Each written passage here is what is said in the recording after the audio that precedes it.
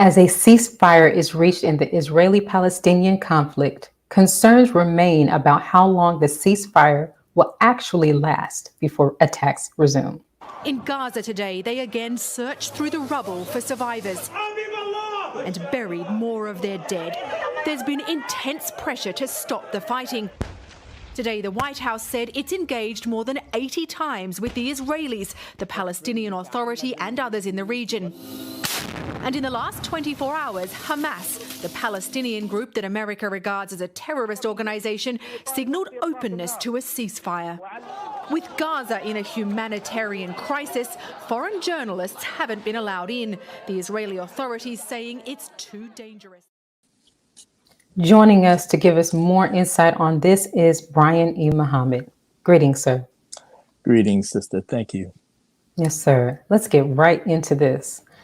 In recent weeks, Israel has dropped a missile, sent in its military troops, and clashed with Palestinians in the occupied West Bank and Gaza. But now there is a ceasefire. How did a ceasefire agreement come about? Well, first of all, I mean, it was tremendous pressure from around the world, people in the streets, for one, and also, from other nations because of the lopsided bombardment of the occupied forces of Israel versus, rock throwing Palestinians. And so there was pressure to, come to some kind of ceasefire in the situation. Can you tell us who brokered the ceasefire? Yes, the countries of Egypt and Qatar. And with Egypt being the main broker of this ceasefire, but they were the ones that did the negotiations to bring this about. Your final call news article is entitled Middle East Ceasefire Reached, but for how long amid Palestinian suffering? Let me ask several questions that you pose in your article. The first being, how long will a ceasefire exist before attacks resume?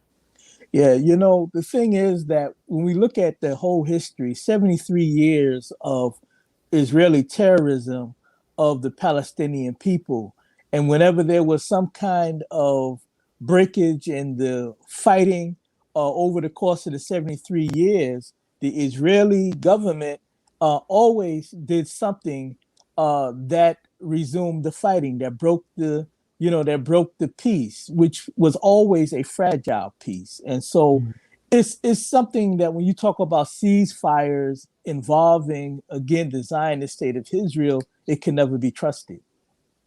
Right. Now, there has been a lot of damage, families displaced, lots of just physical damage in that region. What do you think this means, the ceasefire?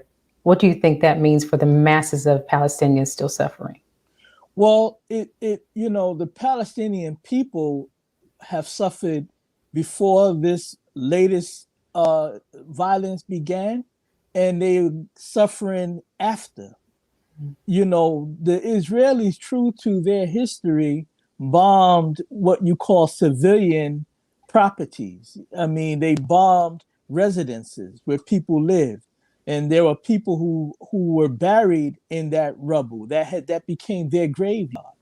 The Palestinian people will continue to suffer until the root problem of this illegal occupation of Palestine ends. How it will end, there's many things, there's different things on the table. But until the root problem ends, the Palestinian people will forever suffer. Now over to the U.S. Was the international pressure and outrage against Israel a factor in the domestic push for President Joe Biden to stop an already approved sale of weapons to Israel? Yes, in fact, there's a change, a shift going on in U.S. politics. You have more progressive Democrats, people like Bernie Sanders and others who have a different view of U.S. foreign policy. And so the pressure from around the world to come to some conclusion of this latest violence, it did help, because what as the article said, the deal was made before this started. But the question to the Biden administration is, does it really look good to the rest of the world, for your credibility to be selling arms, to let an arms deal go through while the Israelis are bombing innocent, poor Palestinian people? It just don't look good. And so they were trying to stop it. So yes, the pressure from around the world did help in that argument. Now, we've supported, I will say, Israel for a long time. How much financial aid and military aid does the U.S. provide to Israel? Nearly $4 billion. It comes to about $3.8 billion every year. Israel is the number one, the highest recipient of U.S. foreign aid. Now, how does that translate to our listeners and to our watchers? This is your taxpayer money. You work for a living. Your tax dollars go to support a welfare state. This country called Israel. So when you see the bombs dropping on innocent people, almost 300 people died, over 60 children died in this last 10 days alone. That's your money. You're paying for that. That's what this all means. Protests have occurred outside of Israeli embassies and in various cities in the U.S. and across the world. Have the war crimes against Palestinians and the genocide of Blacks by the U.S. government and its police forced a shift in the consciousness and the unified world against colonialism? Yeah, in fact, it has. And, those that I've been interviewing over the last couple of weeks dealing with Israel and this whole occupied Palestine issue, they have said as much, that there's a shift in the consciousness of the people.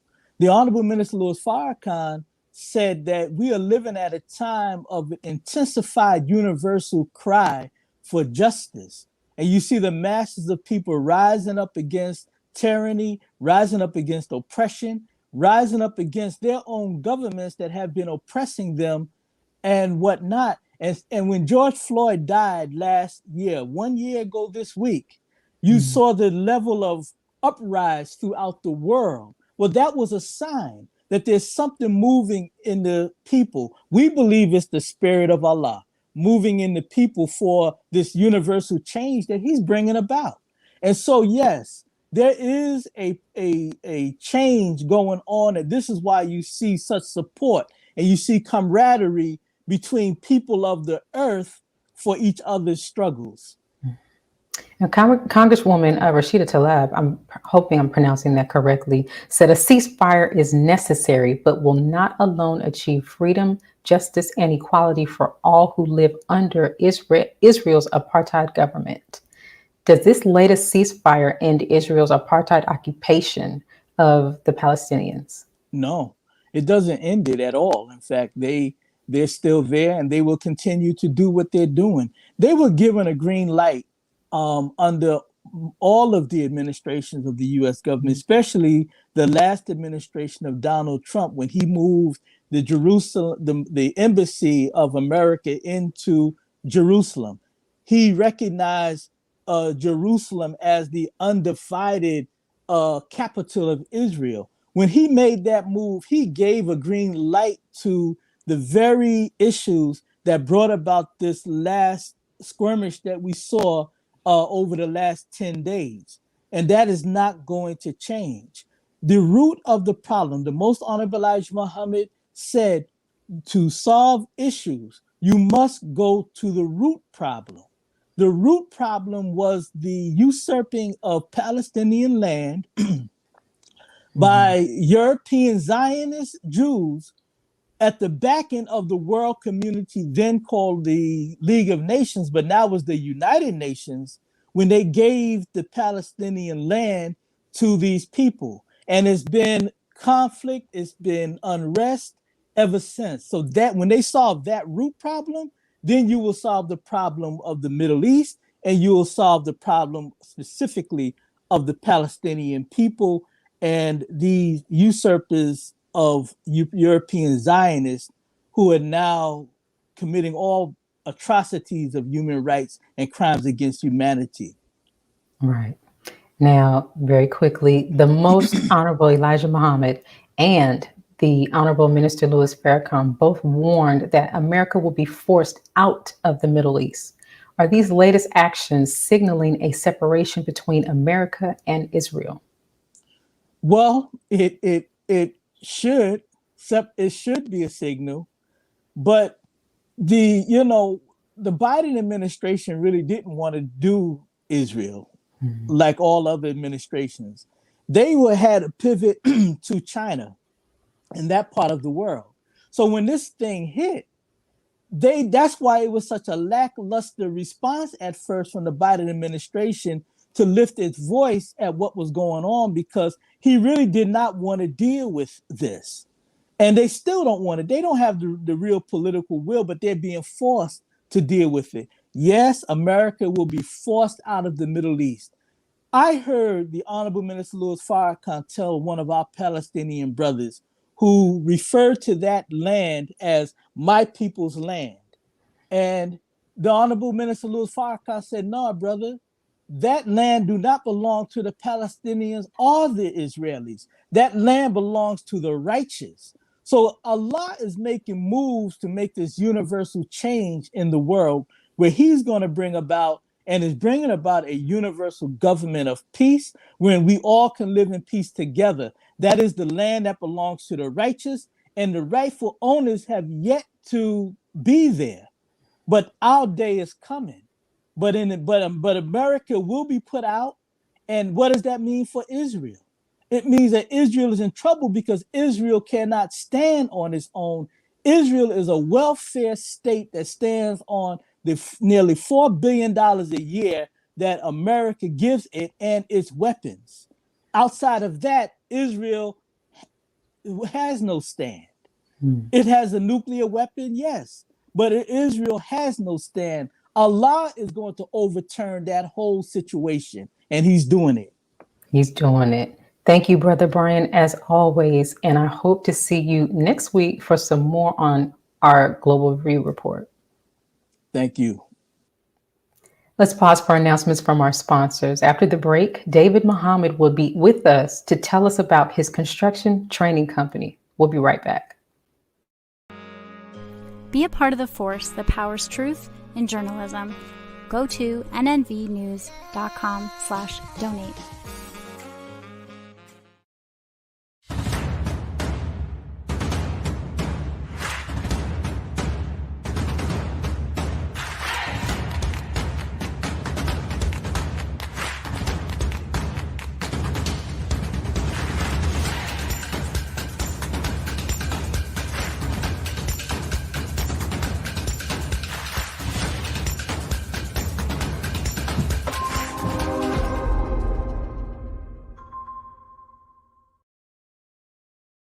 Worldwide, 24 hours a day, 7 days a week. Download the Final Call Radio app and take us everywhere. On your phone, on your computer, on your tablet, on Instagram, Facebook, and Twitter. You can also log on to finalcall.com and click the Listen Live button, or finalcallradio.com. Final Call Radio, the official voice of the Honorable Minister Louis Farrakhan and the Nation of Islam. Please share your thoughts with us in the comment section below. Follow us on social media at NNV News, and please subscribe to our YouTube channel at National Network View. I am Anissa Muhammad with nnvnews.com.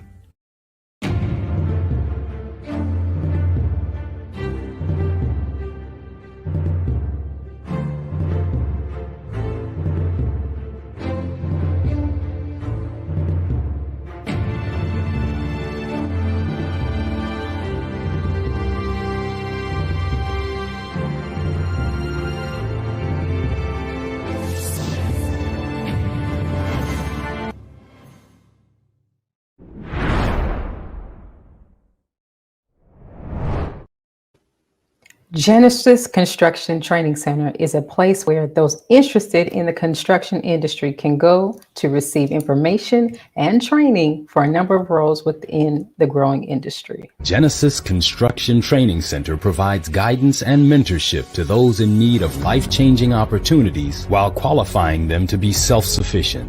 Our instructors are experienced industry-certified craft instructors in carpentry, masonry, painting, plumbing, electrical, HVAC, welding, blueprint reading, weatherization, and safety training, including OSHA 10 and OSHA 30.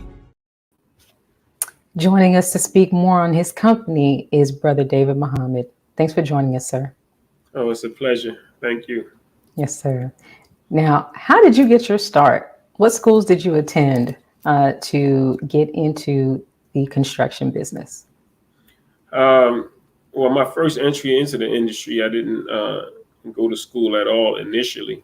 It was an opportunity for me when I just decided, to commit my life to righteousness, I should say, or the nation. Prior to that, I was, my life was, I was a part of destruction that, of our communities. So the moment that I made up, my mind that I was coming into, the nation of Islam, it was a concern of mine. What am I going to do? Because I didn't have any skills, any trade, any profession. I didn't have a way to be able to provide for myself.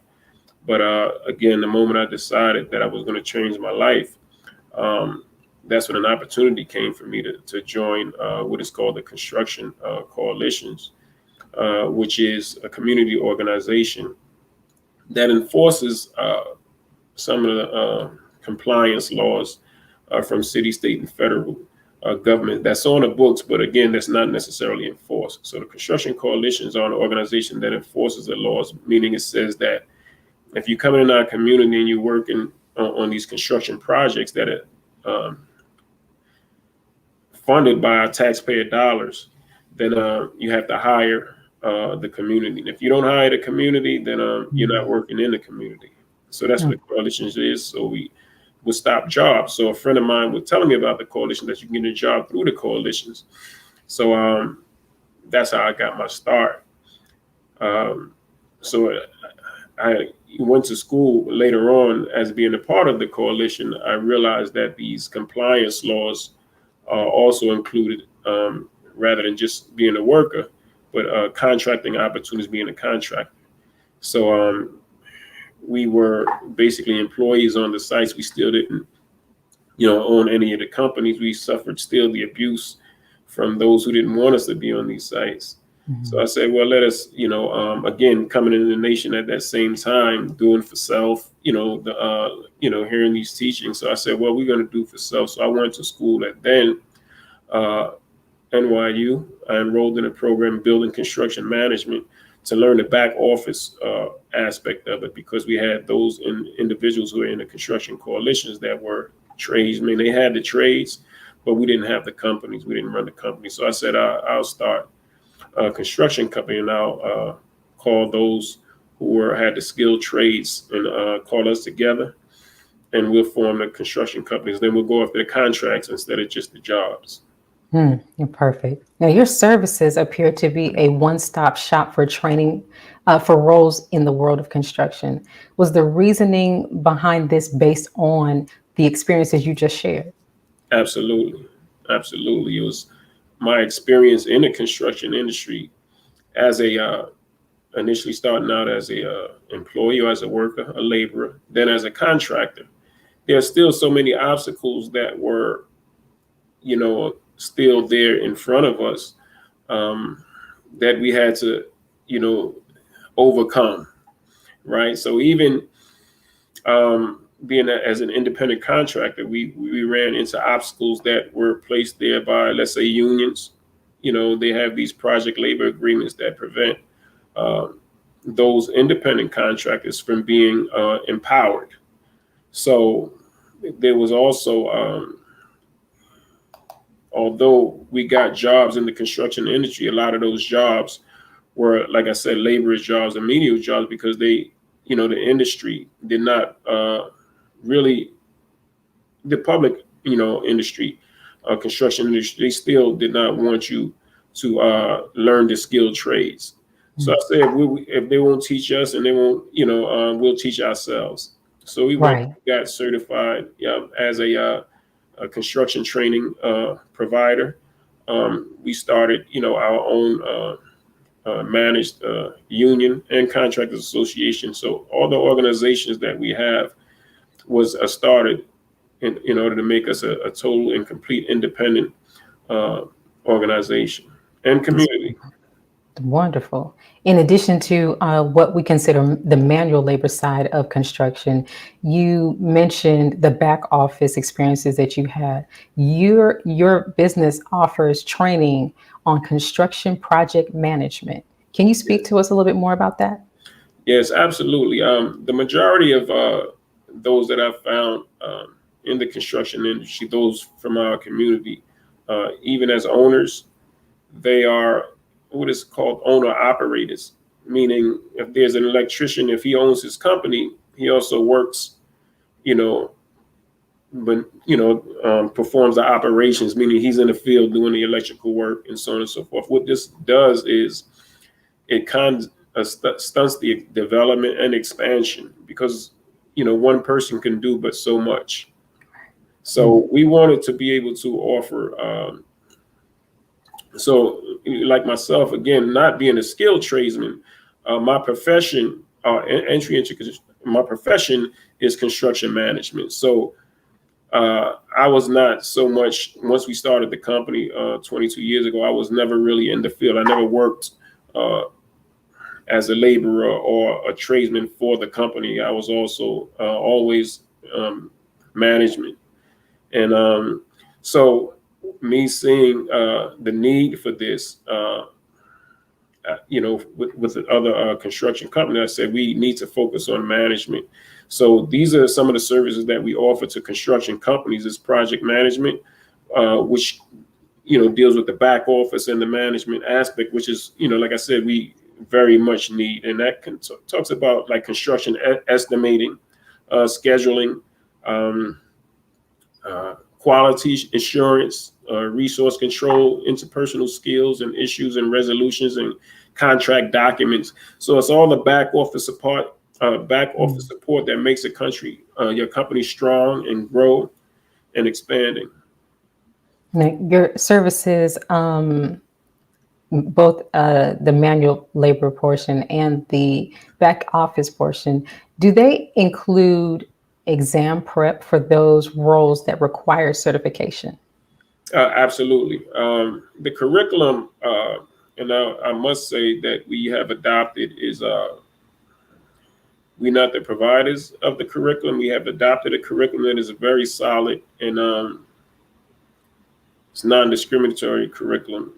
It's NCCER, which stands for National Center for Construction Education and Research, and it's a very, very quality curriculum.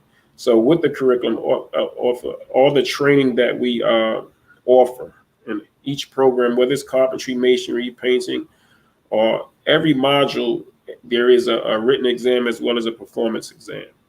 And then the completion of every level of these programs, there's certification. There's a national certification.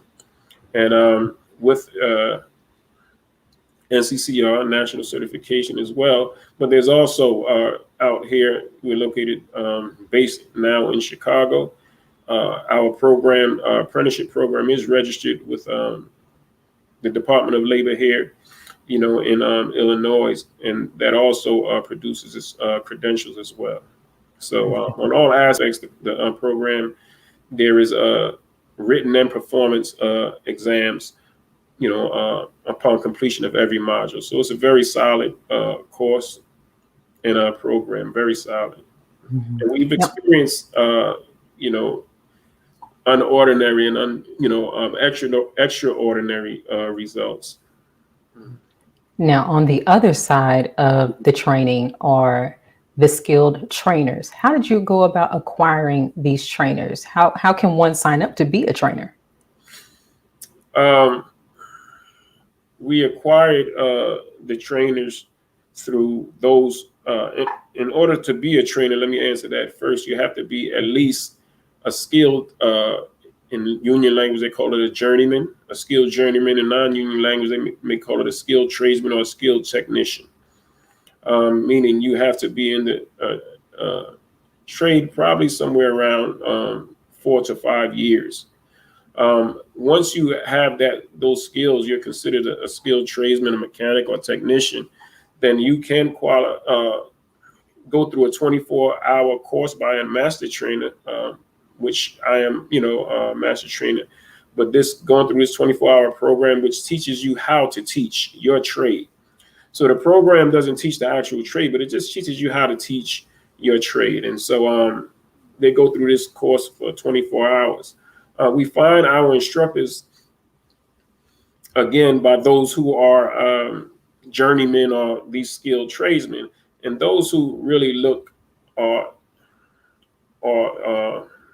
have a desire for Black empowerment. Right. And sometimes those who have a desire for stewardship, whether it's, within, our community or not, although all our instructors are, from the community. But if you desire and have a desire to teach and see the importance of teaching and passing on what you have to the next generation, then you're qualified to be an instructor. So you'll go through that 24-hour course. And once you pass, again, there's written and performance exams after each one of those courses as well. Then you have retain your credentials, obtain your credentials to be a certified instructor. Right, trainer. Now, Brother David, before we pause for a break from our sponsors, how can our viewers reach you if they're interested in either becoming a trainer or taking on some of the training courses to become certified for a role in the construction industry?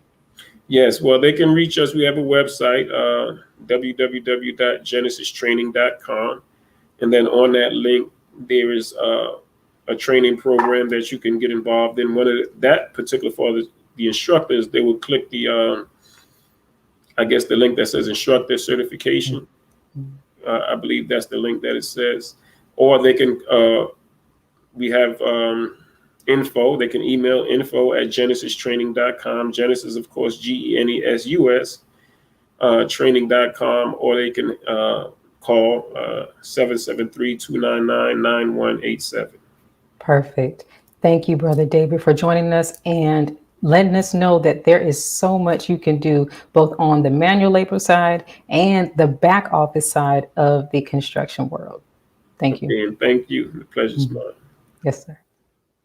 Let's pause for announcements from our sponsors. Coming up next, we will hear more on Project Seperation from Brother Cardia X. We'll be right back. Be a part of the force that powers truth in journalism. Your support helps to combat false media. Cash App NNV News. Greetings from National Network View. This week's Final Call cover story headline memorializes the late, great DMX. Last week, DMX's life was celebrated at the Barclays Center in Brooklyn. Large crowds gathered to honor the legend. They were there to remember a man who wasn't afraid to express his pain with the world. The Honorable Minister Louis Farrakhan spoke via Zoom to the large audience. He delivered words of comfort, wisdom, and guidance to everyone under the sound of his voice. DMX will live on. This FCM volume number 29 edition features the middle page article as a transcript of what the Honorable Minister Louis Farrakhan said at the memorial. To read more, subscribe to finalcalldigital.com and tune in to the all-new Final Call Radio. This is the nnvnews.com Final Call cover report. This is Sister Sajida Muhammad. We are proud to announce that the Sajida House commemorative Elijah coins are finally here. This priceless heirloom, made from recycled copper from the messenger's home, is now available at sajidahouse.com. SUBCRIBE.com. Please make sure you leave your comments and questions in the comment section below. Follow us on Facebook, National Network View, and make sure to check us out on Twitter as well, National Network View. This is Sergio Gutierrez with National Network View, signing off.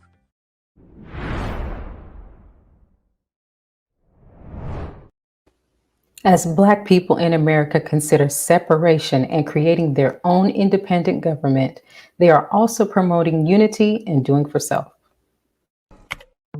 I will read this to you. We want our people in America whose parents or grandparents were descendants from slaves to be allowed to establish a separate state or territory of their own, either on this continent or elsewhere. We believe that our former slave masters are obligated to provide such land, and that the area must be fertile and minerally rich. We believe that our former slave masters are obligated to maintain and supply our needs in this separate territory for the next 20 to 25 years until we are able to produce and supply our own needs. Since we cannot get along with them in peace and equality. Joining us to discuss Project Seperation is Brother Cardia X. Greetings, sir. Hey, Walaikum salam, sister. How are you? I am well. Great. What is Project Seperation? Well, Project Seperation, at its core, is the political ideology of the Nation of Islam. And its number one goal is to develop strategy to achieve point number 4 of what the Muslims want, which is we want our people whose parents or grandparents were descendants of slaves to be allowed to establish their own separate state of territory, a separate state of territory of their own. Now, it's been stated that Black people in America are separating and creating their own independent government is a pipe dream. Can you speak to those who think that this is just a pipe dream and we will not be able to successfully separate? Yeah, I absolutely could. I mean, I would encourage those who think that to, if they're calling that separation a pipe dream, try to justify integration, because I think current events have shown and our past history have shown that that's absolutely been a nightmare. And if we do a very surface level analysis of the history of this nation and how this nation was established and came into being, we'll see that separation is not only attainable and achievable, but in certain cases, and I will argue that in our case, it is absolutely the best and only solution. Anyone who, takes a look at the Declaration of Independence, where Thomas Jefferson says that when in the course of human events, it becomes necessary for people to dissolve the political bands which have connected them with another, and to assume among the powers of the earth the separate and equal station which the laws of nature and nature's God entitles them. So I think that in and of itself, anyone who has that stance that it's a pipe dream, the argument that Thomas Jefferson gave is a sufficient enough argument. Now, some of us have a very surface level idea of or understanding of the difference between separation and integration. Can you speak to the goal and provide some points for both of those terms? Absolutely. So the goal really for separation, as was said in point number 4 of what the Muslims believe, is for us to be allowed to establish a separate state of territory of our own. And essentially what that means is self-governance. And a lot of times when you think of separation, we tend to have a surface level understanding of it as, beautiful Black communities where we own businesses, where we work where we have beautiful homes, where our communities are not ridden by crime and violence, which is good. However, the goal or the mission of Master Fard Muhammad when he came and raised the Honorable Elijah Muhammad was for us to establish a nation of our own in which we can govern ourselves. And the Declaration of Independence goes on further and talks about that governments are established to provide certain unalienable rights to the people that they have been given consent by to govern. But whenever those governments don't hold up to their end of the bargain, which is to provide those unalienable rights, life, liberty, the pursuit of happiness, then it's the duty of the governed to abolish those governments and to set up their own government in which they can secure for themselves those rights. So what we want our people to understand is that integration, the trick of it, as the Honorable Elijah Muhammad said in point number 9, is just that, it's hypocritical.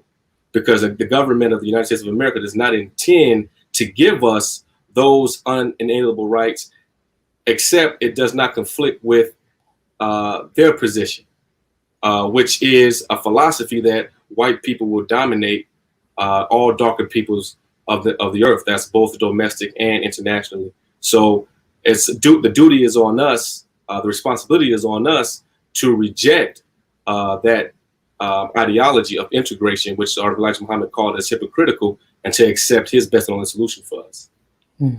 Now, for integration, some of the things that we've noticed, as we've recently seen, that has not been the best for us. Can you speak to some of the things that you have seen over, I guess, since the civil rights movement that have been to our detriment in regard to integration?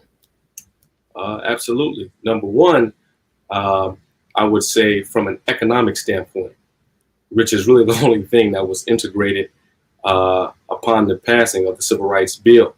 We've been allowed now to spend our money with Caucasians, which they don't reciprocate.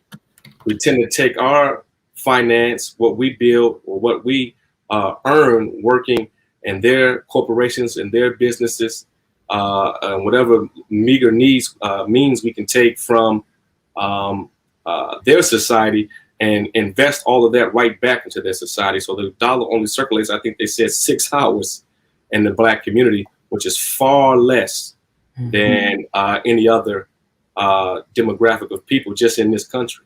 So when you think about what we've suffered under integration economically, it completely castrated us as a people from a financial economic base.